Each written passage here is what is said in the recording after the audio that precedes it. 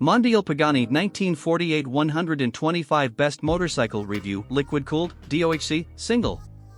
The F.B. Mondial Pagani 1948 is a breath of fresh air in the broadly utilitarian 125 sector. It looks even better in the metal than it does in the pictures and brings stylish swagger and grown-up looks to the learner legal sports bike market. If this bike were a person, it would be found in the corner of an Italian cafe, nonchalantly sipping espresso and smoking long, thin cigarettes. It wouldn't talk to the likes of you and me. The Sport Classic 125, its official name due to some car firm owning the rights to the Pagani name, is dripping with classy touches, from the F.B. Mondial stamped handlebar grips to the raised tank badges and short, chrome shotgun exhausts. But don't be fooled into thinking this is merely a prop for the social media generation. There's more to the Pagani than meets the Instagram filtered eye. Weighing just 133 kilograms, curb, and with a zippy 124 cubic centimeters engine, racy riding position and firm but fair suspension, you can have a blast thrashing it along a back road, too. And once you get up to speed, the sewing machine quiet exhaust note is transformed into a throaty wail that makes you feel like Nello Pagani himself, who took his first win for Mondial in 1948, hence the name. As you work the gearbox to keep the revs up, it's joyous. The only question mark remaining is who the bike is for.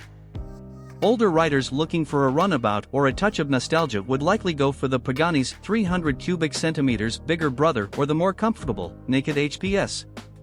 And younger riders might be less enticed by the retro appeal and disappointed by the lack of gadgetry. Ride quality and brakes.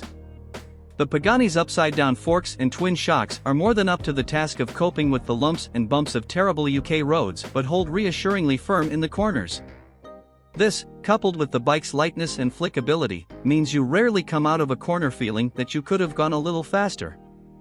The pegs are very high and the bars are genuine clip-ons, bolted into a beautiful, branded headstock, making for an aggressive, sporty riding position. I'm 6 foot tall and ate most of the pies, and after a couple of hours I could have done with a sports massage. That's not to say that it's uncomfortable. The stitched leather seat, complete with Pagani 1948 embroidery, is wide, plush and comfy. But if your sports bike days ended a long time ago, you might want to check out the naked version. The OECST Magsport tires will occasionally suggest that you calm things down by going vague to the point of numbness at the front. This happens seemingly at random and inspires very little confidence, especially in the wet. They would be the first change I made if I bought one. The brakes, complete with beautiful wavy discs, are adequate for a bike of this size and weight but could have more bite. Not that all that much braking is necessary. The front and rear brakes are also linked, to get around the Euro 4 ABS legislation, whereas some of the top-end competition now have independent ABS. Engine. The Pagani is built in China as a joint venture between Piaggio and Zhongshan, and the engine will look familiar to anyone who's ridden Aprilia 125s, it even has an APR engine code. You need to keep the revs up to make progress. Peak torque is at 8,000 RPM and peak power just shy of 10,000 RPM, but the gearing is set up with this in mind. First and second feel quite long for a 125, and if you stay patient and rev through them you are rewarded with a surge of acceleration at the top end.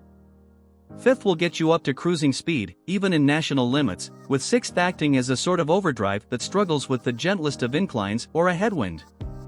If you're timely with downshifts and keep momentum up, overtaking traffic and lorries is a breeze, and the indicated top speed of 76 miles per hour means you can use dual carriageways without staring nervously into your mirrors the entire time. The exhaust note doesn't quite match the shotgun pipes when you start the bike up. At idle, the engine purrs like a scooter and is, frankly, a bit of a disappointment. But once you're on the open road and it gets to clear its throat, the sound really comes to life and rewards you for ringing the throttle. The gearbox is positive and it never missed a shift or found a false neutral, but the cable-operated clutch is quite heavy by modern standards, and riding in traffic is quite hard work for your left hand. Reliability and build quality. If you peeled the Made in PRC stickers off, you wouldn't guess that the Pagani is produced in China. A lot of low-capacity bikes from the Far East are cobbled together from off-the-shelf parts supplied by the lowest bidder before having a manufacturer's logo slapped on at the end. But the Mondial feels considered and substantial. Piaggio, who own Aprilia, know a thing or two about building 4-stroke 125s, and Zhongshan build motors for a growing list of European manufacturers, so there's no reason to doubt the reliability of the Pagani's engine. The only part of the bike that feels budget are the mirrors, which are plasticky and do not fit the retro chic of the rest of the machine. That said, they give a clear view of the road behind and don't vibrate too much, so it's just an aesthetic issue. It would be interesting to see how the polished exhaust and wire wheels stand up to a salty UK winter, but it's impossible to tell from a midsummer test on a brand new model. Value versus rivals. The Pagani comes in at a thrifty £3,674, which is cheap enough to undercut all of the mainstream 125 competition but can't compete with some of the other imports from China. The build quality and performance of the Mondial is closer to that of the big brands, however, making the Pagani incredibly good value. And that's before you consider the fact that it is probably the best looking 125 on the market right now, certainly in the sports bike category. As you'd expect from a 4-stroke 125, the Sport Classic is very frugal. Even with my voluptuous figure on board, it managed to return just shy of 80 miles per gallon. This means that despite its puny 9.5L tank, you will get 167 miles down the road before the fuel light comes on. Rivals explored. The best of the Chinese sports bikes on the market right now is probably the Lexmoto LXRSA 125, which is cheaper than the Pagani but also less good looking and not so well put together. If you are willing to spend more money, you could go for the Yamaha YZF-R 125, which outperforms the Mondial and has a fancy LCD dash but doesn't stand out from the crowd or turn heads like the Pagani. There's also Piaggio's own Aprilia RS 125 to consider, which uses the same engine but in a famously impressive chassis and with the added bonus of ABS. Equipment. With such a competitive price, it should come as no surprise that the Pagani is unencumbered by mod cons. What is there, however, works well.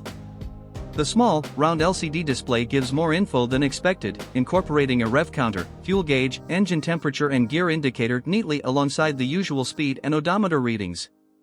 The switchgear is nothing special, but it's good enough, feeling neither flimsy nor luxurious.